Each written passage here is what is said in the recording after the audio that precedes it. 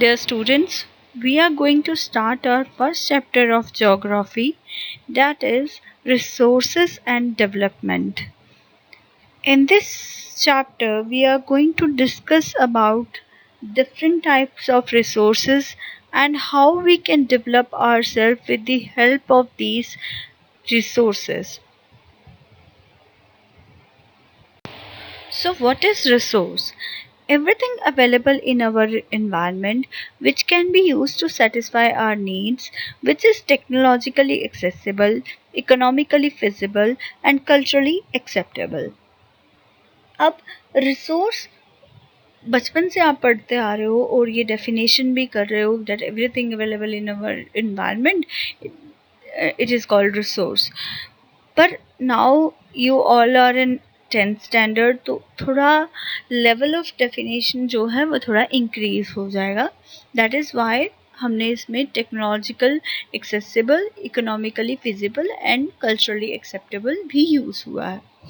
अब resource example लेते हैं. फॉर एन एग्जाम्पल आपके पास एक गाड़ी है. आपके पास गाड़ी है तो आपके पास रिसोर्स है, आप तो उसको यूज़ करके कहीं पे भी जा सकते हो. लेकिन व्हाट हैपन, आपको गाड़ी चलानी आती नहीं है, तो क्या वो रिसोर्स आपके लिए यूज़फुल है? तो वही रिसोर्स आपके लिए यूज़फुल है जिसको आप एक्सेस कर पाओ. और जो अब एक आपको पता है कि एरोप्लेन बहुत ही फिजिबल आइटम है, पर आपके पास इतने पैसे नहीं हैं कि आप वो एरोप्लेन खरीद पाएँ. सो क्या वो हमारे लिए इकोनॉमिकली फिजिबल हुआ? नहीं हुआ. सो एक रिसोर्स वो चीज़ है जिसको टेक्नोलॉजिकली हम एक्सेसिबल करा सके, इकोनॉमिकली भी फिजिबल हो और लोग सब जो हैं उसको एक्सेप्ट भी करें. जैसे गोल्ड है.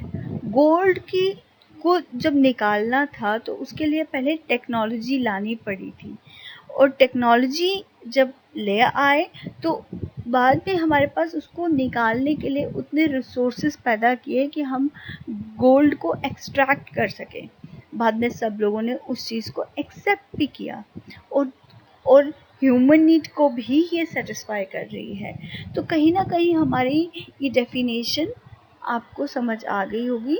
That is everything available in our environment which can be used to satisfy our needs, which is technologically accessible, economically feasible and culturally acceptable. Interdependent relationship.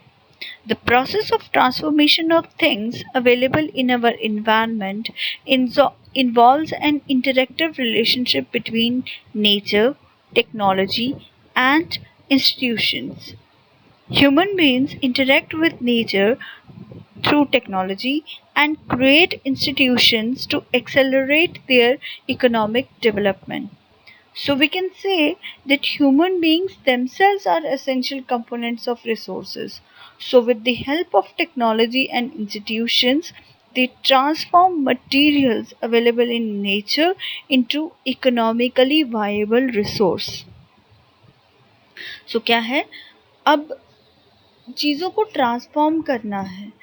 Environment से आप एक्सट्रैक्ट कर रहे हैं, देन उसको अपने लिए रहने लायक बना रहे हैं, उसको अपने लिए यूज़फुल बना रहे हैं. अब ह्यूमन बीइंग क्या करता है, वो नेचर के साथ इंटरेक्ट करता है टेक्नोलॉजी के through.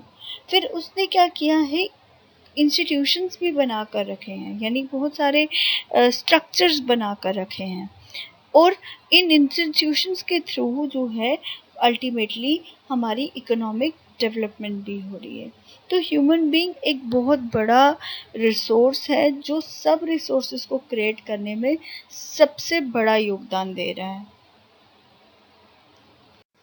These resources are classified in the following ways: on the basis of origin, biotic and abiotic; on the basis of exhaustibility, renewable and non-renewable; on the basis of ownership, individual, community, national and international; on the basis of status and development, potential, developed, stock and reserves. In next slides, we are going to discuss about the classification of resources in detail. On the basis of origin, biotic resources and abiotic resources. Biotic resources are obtained from biosphere, that is human beings, livestock, flora, fauna, which includes your plants, animals, your bacteria, fungus, protists, even coal and petroleum is also considered as biotic resource because they are formed by decaying of life forms. And abiotic resources includes your non-living things. These resources are composed of non-living things, which includes your soil, rock, metals, wind, water, air, light, minerals. They all include your abiotic resources.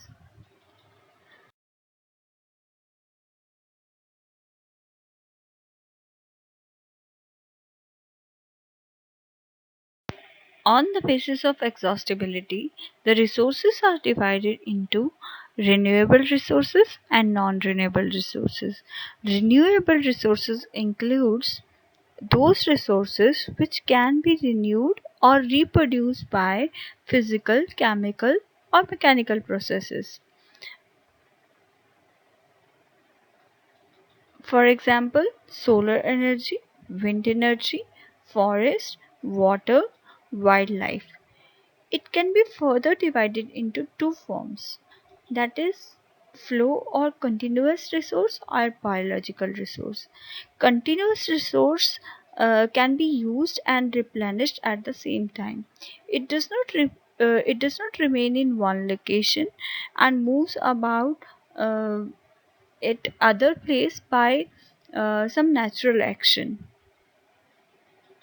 such as running water, solar radiation, wind, tides. And biological resource, these are formed by the biological process. It is further divided into two types, natural vegetation and wildlife. Non-renewable resources, these are those resources which took thousand years to form and cannot be renewed, like minerals, metals, fossil fuels. These resources may be further divided into two types. One is recyclable metals, which can be recycled by the technological applications, and non-recycled fossil fuels which burn readily and cannot be recycled, so they are non-recycled.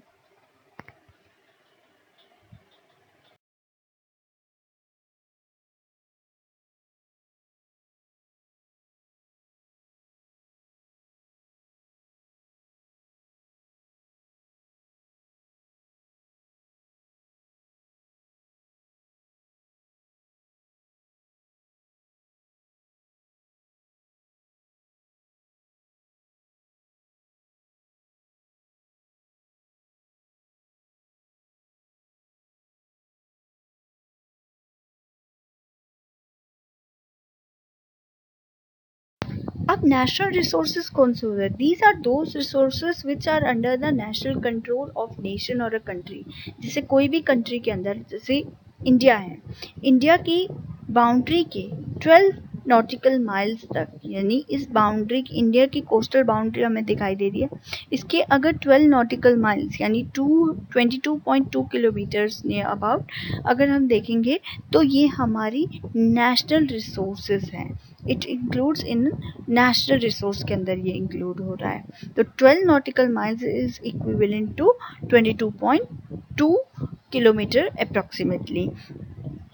तो ये हमारे national resource के अंदर include होगा. तो India की boundary के अंदर, इस बाउंड्री के अंदर जितने भी आपके कोल माइंस मिल जाए, केनाल मिल जाए, टेरिटोरियल रेलवे मिल जाए, सो ये सारी नेशनल इंडियन, इवन हमारा घर जो है, that is also a national resource. अब आप बोलोगे कैसे? हमारा घर नेशनल रिसोर्स ऐसे है कि मान लो हमारे किसी पॉइंट ऑफ टाइम पे कंट्री को ऐसा लगता है या गवर्नमेंट को ऐसा लगता है कि जहाँ हमारा घर है वहाँ पे एक नेशनल हाईवे होना चाहिए क्योंकि वो पब्लिक गुड के फेवर में है। तो उस टाइम पर गवर्नमेंट क्या कर सकती है, उस हमारे घर को हटवाने का पूरा राइट है उनके पास, क्योंकि वो जो ये कर रहे हैं that is for the public good. So हमारा जो घर है that is also a national resource. International resource, international resources वो रिसोर्सेज हैं जो ओन और रेगुलेट किए जाते हैं इंटरनेशनल इंस्टीट्यूशंस की तरफ से। अब आप सोचो कि इंटरनेशनल इंस्टीट्यूशंस कौन से हैं, ये आपका जो टेरिटोरियल वाटर से डील करता है that is your United Nation convention on law of sea, जो इस इंस्टीट्यूशन से बिलोंग करता है, और ये डील करते हैं ओपन सी के साथ और ओपन स्काई के साथ। तो यानी अब इसको थोड़ा डिटेल में समझते हैं कि एक्चुअली एक्सक्लूसिव इकोनॉमिक जोन हम किसको बोलते हैं। तो लेट्स से ये आपको इंटरनल वाटर्स दिख रहे हैं, ये वाटर लाइन बाउंड्री मार्क आपको दिख रहा है, इंटरनेशनल पॉलिटिकल बाउंड्री। इससे अगर हम 12 नॉटिकल माइल्स अबव चलेंगे तो वो हमारा नेशनल रिसोर्स हो जाएगा। लेकिन अब आप सोचोगे कि ये 209 एक्सक्लूसिव इकोनॉमिक जोन जो है ये इंडियन रिसोर्स में इंक्लूड होता है या नहीं। हाँ, ये इंडियन रिसोर्सेज में ही इंक्लूड होता है, इंडियन नेशनल रिसोर्स में। लेकिन इसको हम इंटरनेशनल रिसोर्स में क्यों पढ़ रहे हैं, बिकॉज हर एक कंट्री के पास उसका अपना एक्सक्लूसिव इकोनॉमिक जोन नहीं होता है। जैसे एक्सक्लूसिव इकोनॉमिक जोन इंडिया के पास है, यूएस के पास है, जापान के पास है, जहाँ पर वो कुछ भी एक्सट्रैक्ट करना चाहे तो इस 200 nautical miles that is equivalent to near about 375 kilometres, यहाँ तक ये जाकर कुछ भी चीज़ जो है एक्सट्रैक्ट कर सकते हैं। लेकिन उसके बियॉन्ड का जो एरिया है, ये 1200 नॉटिकल माइल्स अगर क्रॉस कर जाते हैं तो इसके बियॉन्ड जो है वो किसी का एरिया नहीं है। अगर इस 200 नॉटिकल माइल्स के बियॉन्ड अगर हमने कोई भी जाना है या कुछ एक्सट्रैक्ट करना है तो उसके लिए we have to seek the permission of international institution. I told you the name, United Nation convention on law of sea. उनकी परमिशन लेनी पड़ेगी तो उसके बाद ही हम वहाँ पर जा सकते हैं। लेकिन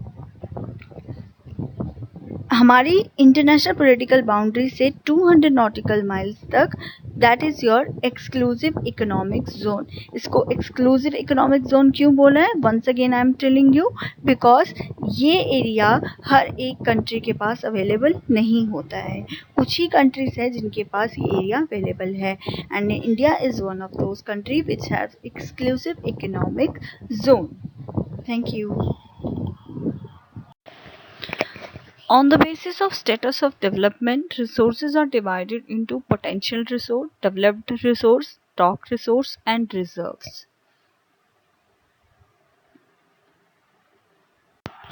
Potential resource. Resources which have been utilized in an area but not have been utilized due to lack of requirement. अगर देखा जाए ये वो पोटेंशियल रिसोर्सेज हैं जो किसी एक पर्टिकुलर रीजन में मिलता तो है हमें, जिसके अंदर पोटेंशियल तो बहुत है, पर अभी तक हमने उसको यूटिलाइज नहीं किया है। मे बी वो अभी इकोनॉमिकल फिजिबल नहीं लग रहा, या अभी हमें उसकी ज़रूरत नहीं पड़ रही है, यूज़फुल नहीं है इतना, दैट इज़ वाई अभी तक हमने उसको उस एरिया को एक्सप्लोर नहीं किया है। जैसे कि हम अगर एग्जांपल लें राजस्थान और गुजरात की, गुजरात और राजस्थान में बहुत ही ज़्यादा पोटेंशियल है regarding wind and solar energy, लेकिन अभी तक हमने ऐसे सोर्सेज को ही क्रिएट नहीं कर पाए हैं कि हम वहाँ के क्लाउडलेस स्काई हो या बहुत ज़्यादा टेम्परेचर हो उसको हम यूज़ कर सकें। क्योंकि अगर आपको पता हो तो थार डेजर्ट जो है वहाँ पे टेम्परेचर बहुत ज़्यादा होता है, तो अगर हम चाहें तो हम उसको यूज़ कर सकते हैं। मे बी अभी नहीं किया है लेकिन फ्यूचर में कभी कर लें। सो दैट इज़ कि दे हैव द कैपेबिलिटी, लेकिन अभी तक हम ही लोगों ने उसको यूटिलाइज नहीं किया है। So it means this is called your potential resource. Developed resources. Developed resources आपके वो रिसोर्सेज हैं जिनकी क्वालिटी और क्वांटिटी का सर्वे हो चुका है और वो ह्यूमन हो सकता है कि अभी भी हम उन रिसोर्सेज को यूज़ कर रहे हों। कौन सी टेक्नोलॉजी यूज़ होगी, क्या रिज़ल्ट मिलेगा, उसके कितने दिन तक चलेगा, वो सारी चीज़ का सर्वे हो चुका है। सो डेवलप्ड रिसोर्सेज आपके वो रिसोर्सेज हैं जिनका सर्वे हो चुका है, जिनकी क्वालिटी और क्वांटिटी कितना हमारे पास प्रेजेंट है उसका भी पता है, कितने दिन तक हम उसको यूटिलाइज कर सकते हैं वो भी हमें पता है, और शायद हो सकता है कि अभी भी हम उन रिसोर्सेज को इस्तेमाल कर रहे हों। So these are your developed resources. Next resource is stock. अब स्टॉक रिसोर्सेज कौन से होते हैं? अब स्टॉक का मतलब कोई भी चीज़ जब आप अपने अंदर रख लेते हो उसको बोलेंगे स्टॉक।